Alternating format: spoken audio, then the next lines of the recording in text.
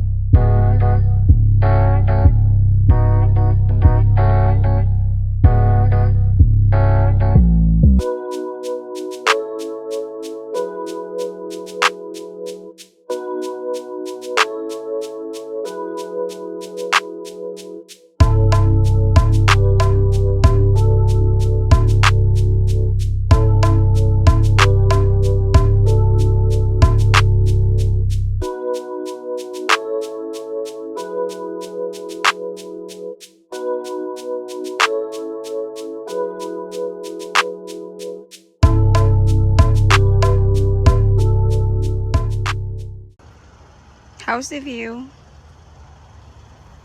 Wonderful.